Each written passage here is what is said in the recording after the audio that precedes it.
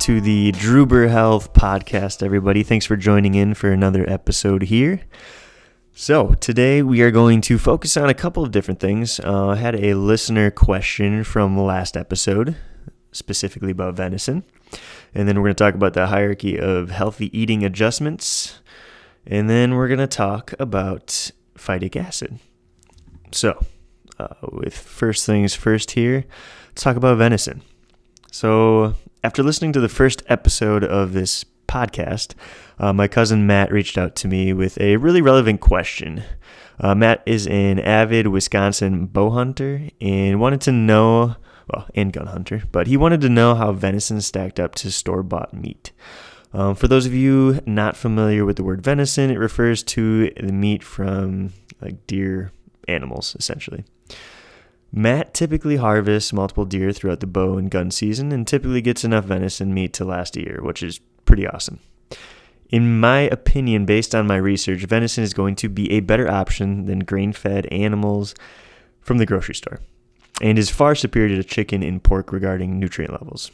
For starters, deer are part of the family of animals with ruminant digestive systems. So this includes cows, bison, lamb, deer, buffalo, elk, antelope, and other animals from other parts of the globe. So these animals have multiple stomachs, and due to their unique digestive systems, they are very efficient at digesting plant fibers. With the aid of a specialized microbial environment, fermentation occurs on one of the stomachs before digestion takes place.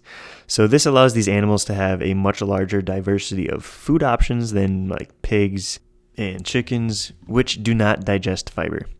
Ruminant animals are grazing animals and typically consume grasses, twigs, and other fibrous plant material. Because of their superior digestive systems, they are able to absorb nutrients that would normally not be bioavailable for other animals. The other great thing about eating venison is that wild deer typically have larger grazing territories when compared to most farm animals. This allows for a greater food diversity and a more balanced nutritional health of the animal. One thing to be mindful about is the eating habits of your local deer. So it's pretty common practice for hunters to use and develop food plots to help feed local deer. If you are concerned about the quality of the animal and the meat, it's best to avoid planting like grains and soybeans in those food plots. There may be other crops to avoid planting, but those are the ones that I'm aware of. If there are farms nearby that spray their crops with pesticides, then it is also very possible that your animals are now having to deal with toxin contamination from the pesticides just by eating the crops that are growing on that farm. Lastly, chronic wasting disease is a fatal disease that affects deer and other deer-related species. Much like mad cow disease, this is a prion disease, which affects the neural cells of the animal, including the brain. So there is no known transmission to humans. However, it is known to be transmissible to non-human primates through consumption of meat and bodily fluids. Now, due to lack of information on chronic wasting disease transmission, basically it's just important to handle your venison with proper care and make sure you're cooking it completely. Overall, I recommend venison as a top-tier meat option, especially when compared to other like grocery store options. So if you're out there and you're harvesting your own meat and you're deer hunting, like continue doing that. That is going to be most likely it's going to be a great option. Like I said, in general, it's red meat. So it's going to be more nutrient dense than a lot of other meat sources. All right, let's move on to the hierarchy of healthy eating. So based on what we talked about last week, I'm going to basically go through what a progression of developing a healthy diet could look like. So let's say you start your journey at the very bottom, eating mostly processed food. The next level of improvement could be eliminating some processed food and replacing it with, let's say, non-organic whole foods. The next step after that could be, a mixture of processed, whole foods, and organic, grass-fed, grass-finished whole foods. So I just kind of wanted to throw that in there. Basically, moving forward, if I say organic, I'm going to be lumping in grass-fed and grass-finished as well. Next level after that would consist of non-organic whole foods and organic whole foods, so having a combination, and also removing processed foods completely. And then let's say you get to like the final step, and that would be moving to consuming only organic foods. Now, that's the basic healthy eating hierarchy setup if you just are going over quality of food. With the series we are starting today, we'll be looking into other factors that you can take and apply basically at any level in this healthy eating hierarchy. At any point in your journey, honestly. You can pick the ones that you deem most important to you and then just start applying them to your meal prepping and dietary habits. So moving on here, today's last topic, main topic, is going to be on the anti-nutrient called phytic acid. Phytic acid is a naturally occurring form of indigestible phosphorus found in plants. So this compound binds to calcium, iron, zinc, magnesium, and manganese in our digestive system and inhibits the absorption of these minerals. So this malabsorption can lead to bone loss, tooth decay, and many metabolic disorders due to lack of essential minerals. There's also evidence of phytic acid inhibiting various essential processes to protein absorption and digestion in stomach and small intestine. For those of you with digestion issues, it may be a good idea to start looking at ways to lower your phytic acid intake. So phytase is an enzyme that removes the phosphorus molecule from phytic acid.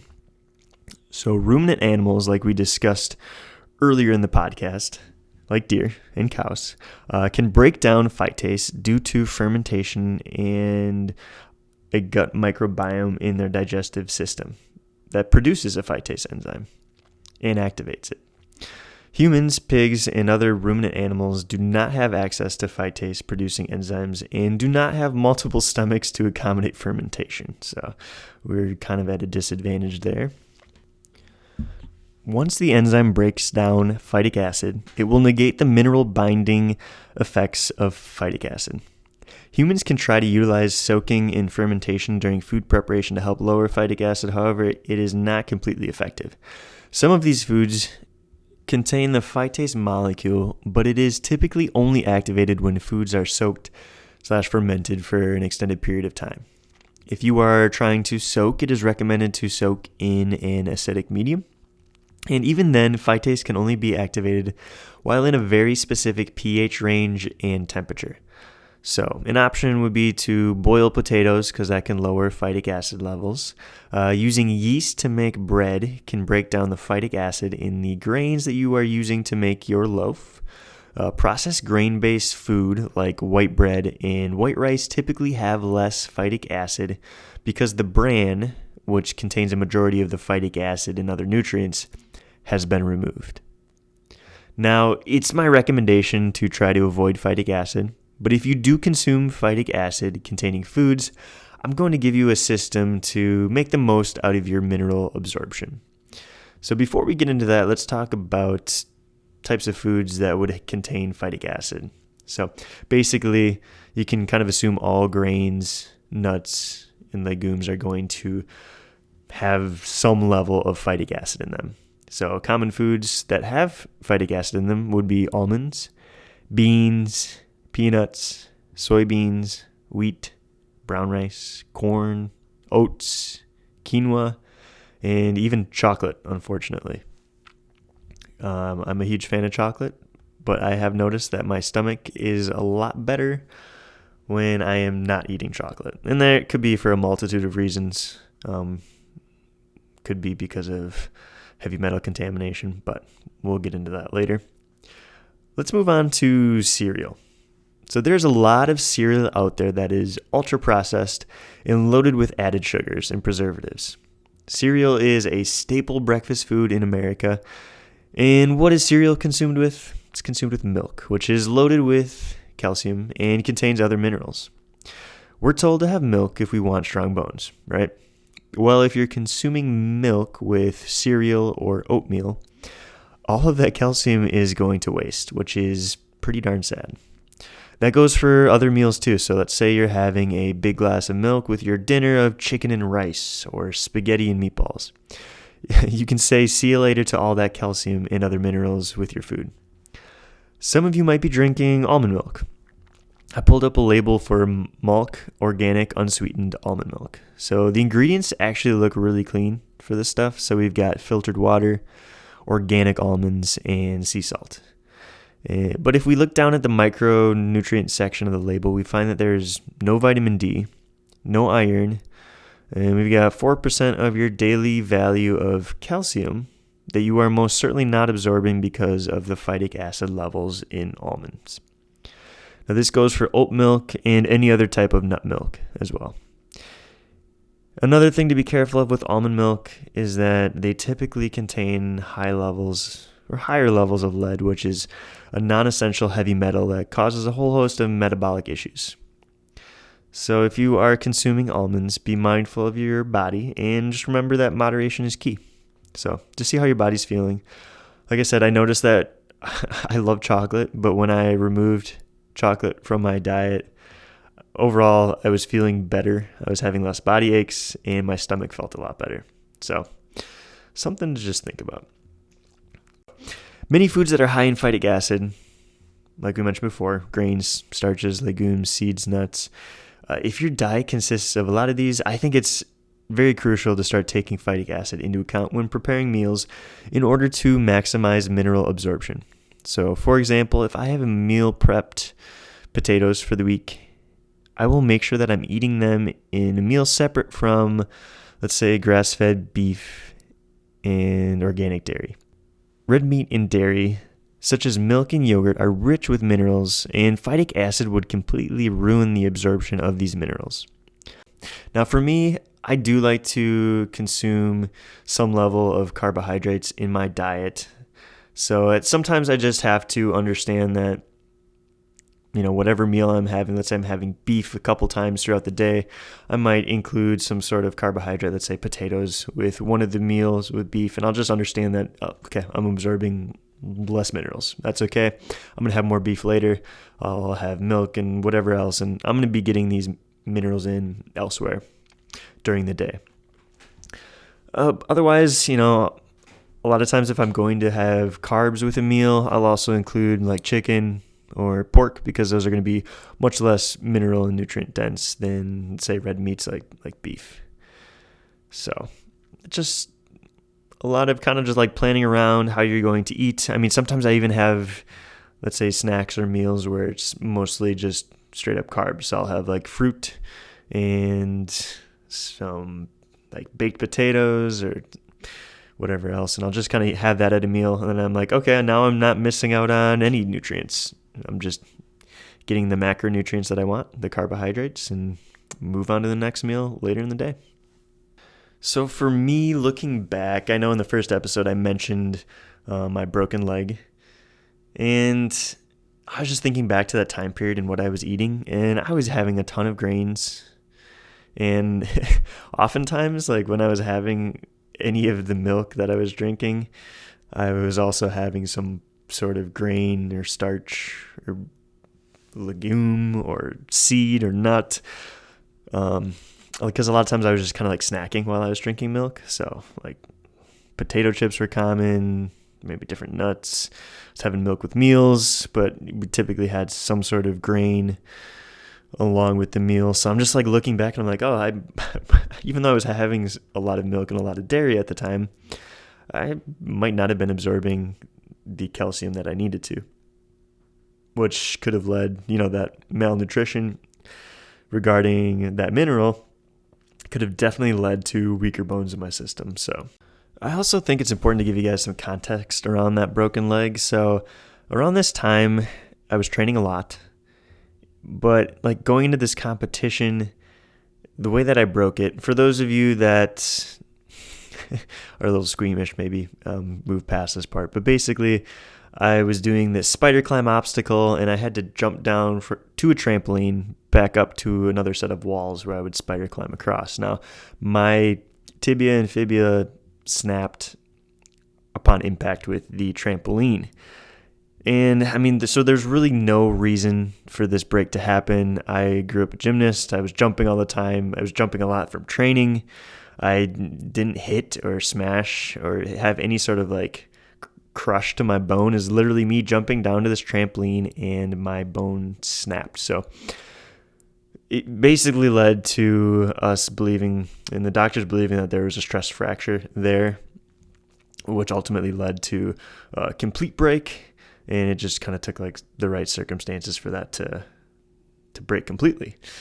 Now, normally stress fractures are attributed to overtraining, but I believe a majority of the cases of stress fractures are caused by poor nutrition, lack of consumption and absorption of calcium and other, nutrients vital to bone health. So if you're not getting in the calcium that you need, you're much more likely to break your bones, which is not fun. Especially as we age, it's just harder for us in general to absorb the same amounts of calcium. So we need to make sure that we are continuing to consume nutrient and mineral dense foods to just promote proper bone health. And that's just going to lead to overall longevity and health. So next episode, we're going to talk either about another anti-nutrient or something else to look out for. I haven't decided yet. I have a bunch of options, but we'll see which one maybe fits along most nicely with what we just talked about in Phytic Acid. But anyways, guys, thanks for tuning in again. Hopefully you found this information helpful. And like always, if you know somebody that could benefit from learning more health-based tools, pass on this podcast to them. And if you have any questions while or after listening to this episode, definitely reach out to me. I love including those questions in episodes. I think, though, the one question today worked out super well and tied into what we were talking about. So please reach out. It doesn't have to be regarding the episode. If you have other questions that are popping up, ask me. I'll go ahead and answer them for you. And lastly, want to give a shout out to Urban Battlefield and Warrior Jungle. Whether you're looking for a workout or something fun to do, both businesses are going to have what you're looking for. So go ahead and visit warriorjungle.com or urban-battlefield.com for more information and figure out when you can drop in. Thanks again for tuning in, everyone. I really appreciate all of you taking the time to listen to this, and hopefully you are finding this information useful and applying it to your lives. I am really looking forward to joining you all next week, so stay healthy and stay tuned.